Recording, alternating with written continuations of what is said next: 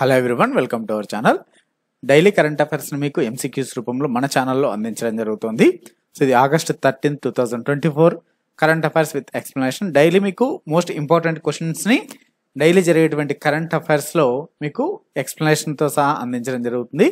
వాటికి రిలేటెడ్గా ఉన్నటువంటి టాపిక్స్ పైన కూడా ఎక్స్ప్లెనేషన్ ఉంటుంది. మీరు మన ఛానల్లో ఉన్నటువంటి వీడియోస్ని చూస్తే ఇప్పటివరకు మన ఛానల్ని సబ్స్క్రైబ్ చేసుకుని వారు సబ్స్క్రైబ్ చేసుకొని వీడియోని లైక్ చేయండి. First question, మీకు India's defense exports soared by how much percent in the first quarter of 2024-25 as compared to the same period last fiscal year? So గత ఆర్థిక సంవత్సరం ఇదే క్వార్టర్తో పోలిస్తే 2024-25 మొదటి త్రైమాసికంలో భారతదేశ రక్షణ ఎగుమతులు ఎంత శాతం పెరిగాయి అంటున్నారు. సో 50%, 60%, 75%, 78%. సో మరి ఈ 2024-25 ఫస్ట్ క్వార్టర్లో 78% పెరిగాయండి. Answer fourth option. సో మరి ఈ ఇండియా డిఫెన్స్ ఎక్స్పోర్ట్స్ అనేటివి 2024-25లో 78% పెరిగాయి. సో సేమ్ ఇదే క్వార్టర్ 2023-24 క్వార్టర్తో కంపేర్ చేసుకుంటే ఇంత శాతం పెరిగాయండి. అంటే లాస్ట్ క్వార్టర్లో 2023-24 క్వార్టర్లో 3,868 కోట్లు ఉండగా డిఫెన్స్ ఎక్స్పోర్ట్స్ సేమ్ 2024-25 ఫస్ట్ క్వార్టర్లో సేమ్ అదే పీరియడ్కి 6,915 కోట్లు అయ్యాయండి. సో మరి ఈ డిఫెన్స్ మినిస్ట్రీ డిఫెన్స్ ఎక్స్పోర్ట్స్ను కూడా డిఫెన్స్ ద్వారా కూడా ఆదాయాన్ని ఆర్జించాలనే ఉద్దేశంతో డిఫెన్స్ ఎక్స్పోర్ట్స్ అనేది స్టార్ట్ చేశారు. మరి ఈ ఫస్ట్ క్వార్టర్లోనే గణనీయంగా పెరిగాయి. ఇది కూడా మోస్ట్ ఇంపార్టెంట్ వన్. మరి మన డిఫెన్స్ మినిస్టర్ ఎవరు? సో మన డిఫెన్స్ మినిస్టర్ రక్షణ శాఖ మంత్రి రాజ్నాథ్ సింగ్.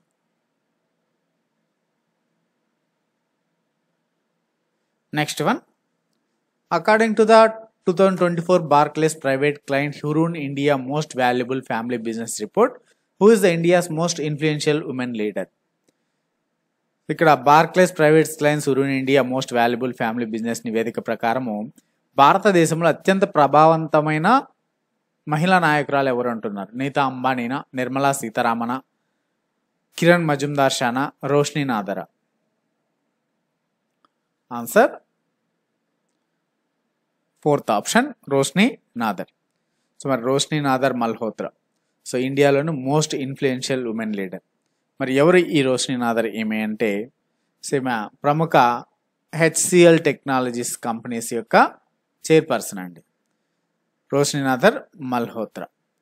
సో మరి 2024 సంవత్సరానికి Barclays private clients Hurun India most valuable family business రిపోర్ట్లో ఈమె అత్యంత ప్రభావవంతమైన మహిళగా నిలిచారు.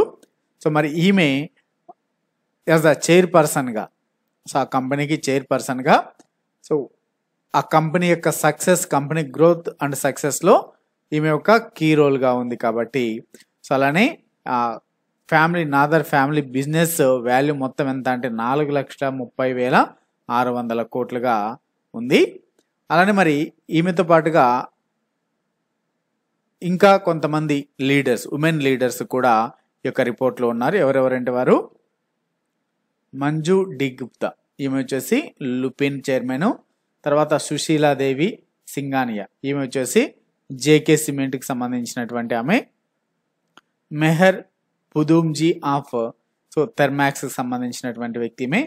అమితా బిర్లా సాఫ్ట్, లీనా గాంధీ తివారీ యుఎస్వి, అలానే మహిమా దట్లా బయోలాజికల్ మరి బినా మోదీ, ఈమె వచ్చేసి గాడ్ఫ్రీ ఫిలిప్స్ ఇండియా.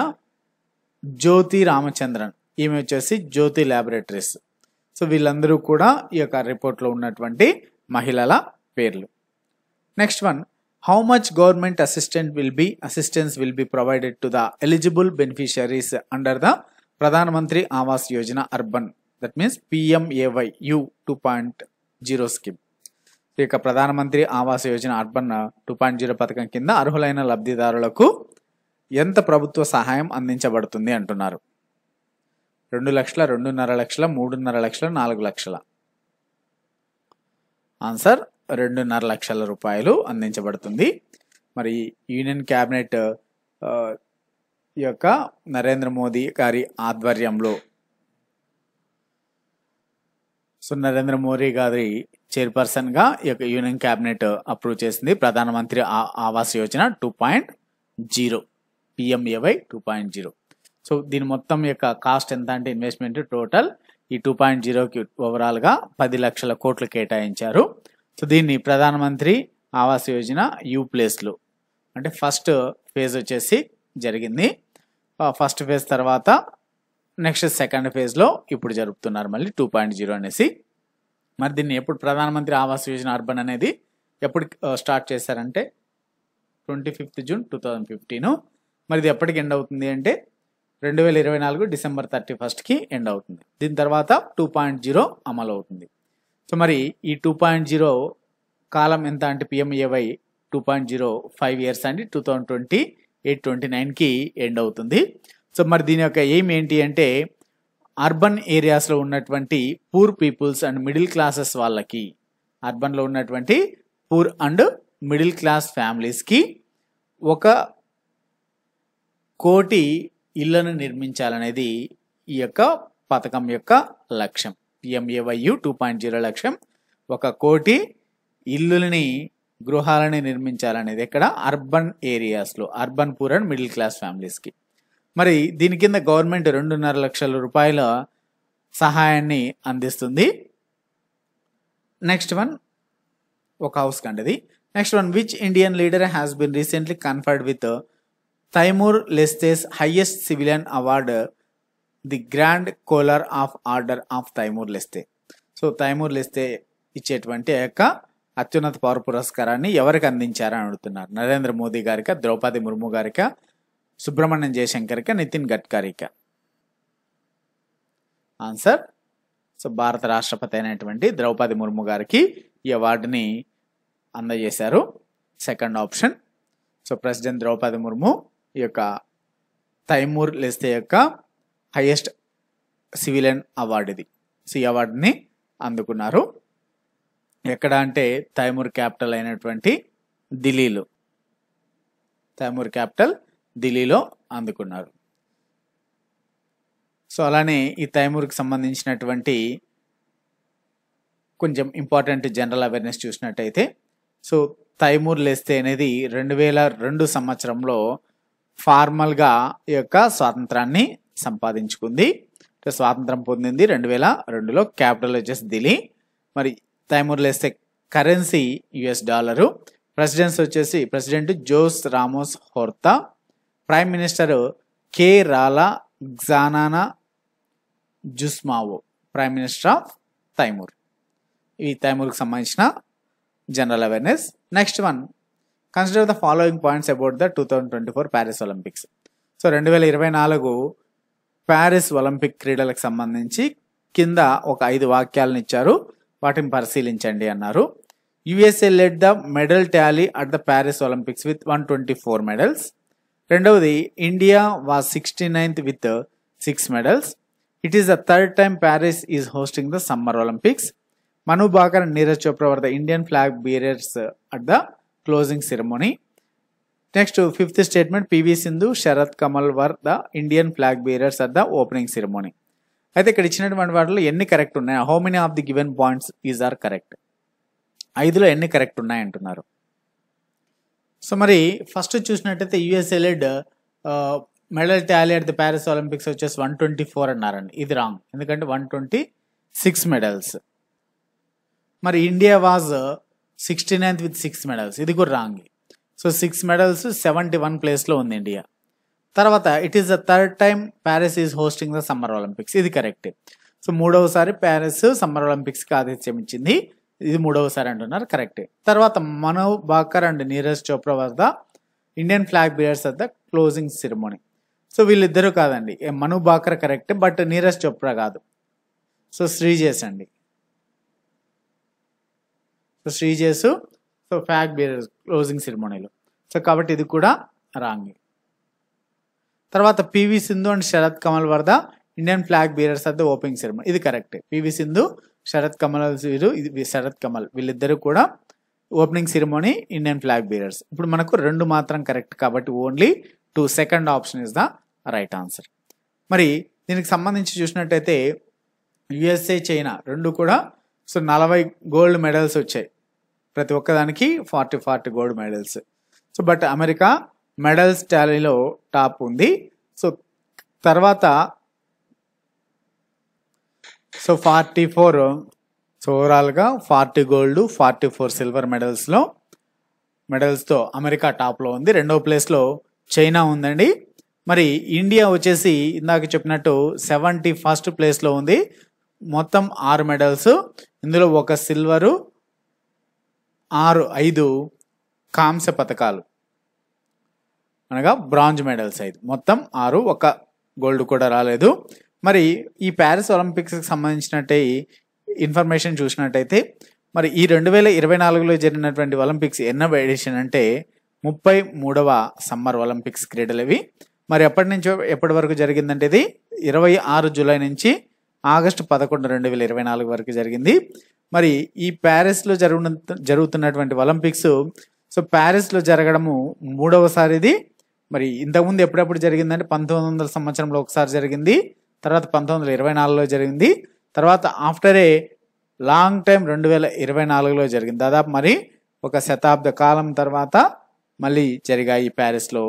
మరి ఈ ప్యారిస్ ఒలింపిక్స్ తర్వాత నెక్స్ట్ జరిగేటువంటి summer Olympics 34th summer Olympic games 2028లో యుఎస్ఏలోని లాస్ ఏంజల్స్లో జరగనున్నాయి. మరి ఈ 2024లో జరిగినటువంటి ఒలింపిక్స్లో ఎన్ని డిసిప్లైన్స్లో అంటే 32 స్పోర్ట్స్, 48 డిసిప్లైన్స్, మొత్తం మెడల్ ఈవెంట్స్ ఏంటంటే 329 మెడల్ ఈవెంట్స్లో ఈ ప్యారిస్ ఒలింపిక్ గేమ్స్ జరిగాయి. మరి పథకాల పట్టిక చూసినట్టయితే సో టాప్ 10లో ఏమేమి ఉన్నాయంటే USA, China, Japan, Australia, France, Netherlands, Great Britain, Republic of Korea, Italy, Germany. So first place అయితే 40 గోల్డ్ మెడల్స్ 44 సిల్వర్ మెడల్స్తో అమెరికా టాప్లో ఉంది.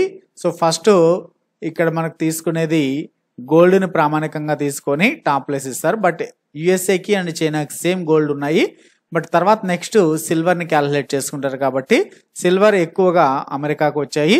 ఓవరాల్గా చూసుకున్నా కూడా అమెరికాకి 126 మెడల్స్ వచ్చాయి టోటల్ మెడల్స్. ఇందులో 40 గోల్డ్, 44 సిల్వర్, 42 బ్రాంజ్ మెడల్స్ ఉన్నాయి. యుఎస్ఏ. చైనా 2వ ప్లేస్లో 40 గోల్డ్, 27 సిల్వరు, 24 బ్రాంజ్, టోటల్ 91 మెడల్స్తో సెకండ్ ప్లేస్లో ఉంది. థర్డ్ ప్లేస్ వచ్చేసి Australia 20 gold medals, 12 silver, 13 bronze medals, మొత్తం 45 మెడల్స్. ఇక్కడ చూడండి ఆస్ట్రేలియా, ఫ్రాన్స్, అలానే గ్రేట్ బ్రిటన్, చైనా కన్నా ఎక్కువ జపాన్ కన్నా ఎక్కువ మెడల్స్ వచ్చినప్పటికీ ఇవి తక్కువ ప్లేసెస్లో ఉన్నాయి. కారణం ఏంటంటే అక్కడ గోల్డ్ ఎక్కువగా ఉన్నటువంటి వాటినే ప్రామాణికంగా తీసుకొని వాటినే టాప్లో అనేది ఉంచుతారు. సో ఇవి టాప్ 10. తర్వాత 70 ప్లేస్లో లిథియేనియా ఉంది, ఓన్లీ 4 మెడల్స్, 2 సిల్వరు, 2 బ్రాంజు. తర్వాత ఇండియా 71st ప్లేస్లో ఉంది. అంటే మనకు ముందు లిథియేనియా ఉంది, మనకు తర్వాత రిపబ్లిక్ ఆఫ్ మాల్డోవా ఉంది. సో మరి మనం వచ్చేసి 1 సిల్వరు, 5 బ్రాంజు, టోటల్ 6. తర్వాత రిపబ్లిక్ ఆఫ్ మాల్డోవా వచ్చేసి 1 సిల్వరు, 3 బ్రాంజుతో టోటల్ 4 మెడల్స్లో 72 ప్లేస్లో ఉంది. మరి చివరి ప్లేస్లో 84వ ప్లేస్లో ఉన్నటువంటి దేశం ఏది అంటే జాంబియా అండి. మరి మెడల్స్ ఎన్ని వచ్చాయంటే ఒకే ఒక మెడల్ వచ్చింది, అది కూడా bronze medal. So last place వచ్చేసి Zambia, first place USA, second China, third Japan. మరి ఇండియాకి సంబంధించినటువంటి ప్లేయర్స్కి ఎవరెవరికి వచ్చాయి మెడల్స్ అంటే మరి ఇందులో 1 సిల్వర్ ఎవరికి వచ్చిందంటే నీరజ్ చోప్రాక్ అండి. So javelin throw silver medal వచ్చింది, ఈవెంట్ వచ్చేసి జెవెలిన్. మరి మిగిలినటువంటి 5 ఎవరు అంటే మను బాకర్ అండ్ సారబ్జోత్ సింగ్, తర్వాత స్వప్నిల్ కుషాలే మెన్స్ హాకీ టీంకి, అలానే అమాన్ షెహరావత్.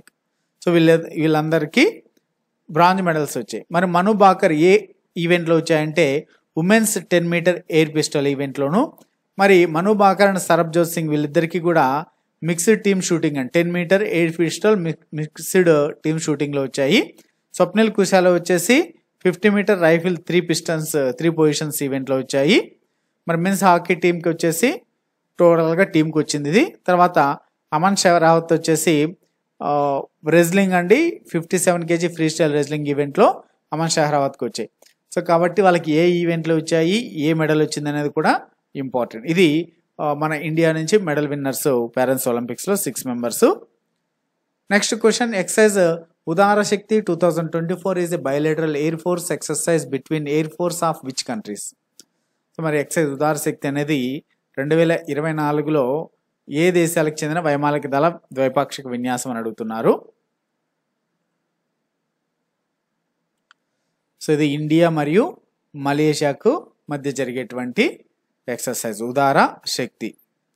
మరి ఈ ఇండియన్ ఎయిర్ ఫోర్సు అలానే మలేషియాకు చెందినటువంటి కౌంటర్ పార్టు రెండు కూడా ఈ యొక్క ఉదార శక్తి ఎక్సర్సైజ్ సక్సెస్ఫుల్గా కంప్లీట్ చేసుకున్నాయి.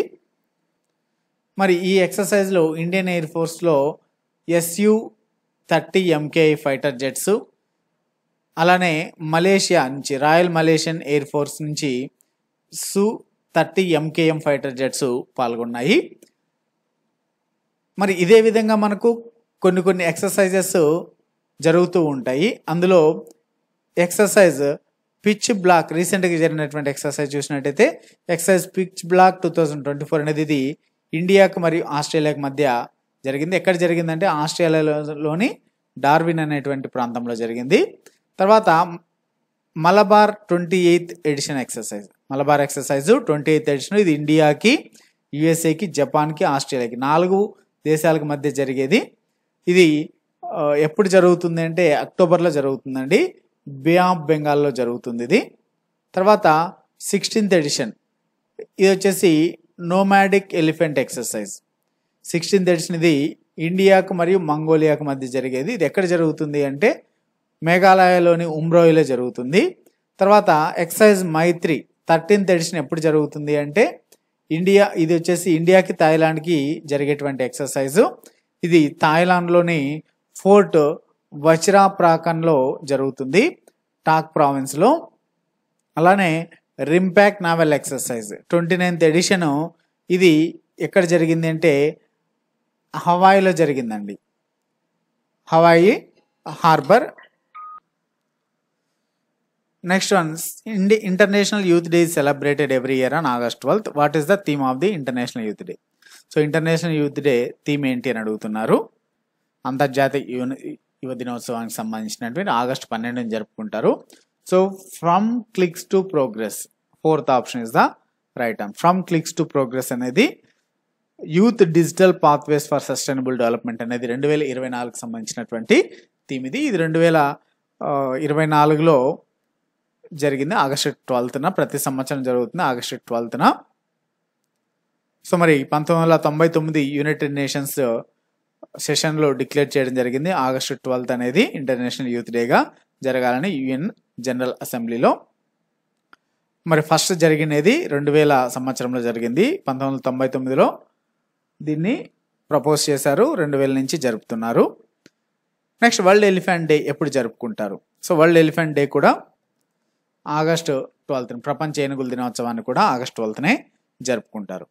సో మరి ఈ ఆగస్ట్ 12ని దేనికోసం జరుపుకుంటారంటే ఈ ఎలిఫెంట్స్ని, ప్రపంచవ్యాప్తంగా ఉన్నటువంటి ఎలిఫెంట్స్ని, దానిపైన అవేర్నెస్ని అలానే ప్రమోట్ చేయడానికి, దాని యొక్క రక్షణకి ప్రమోట్ చేయడానికి ఈ యొక్క డేని జరుపుకుంటారు.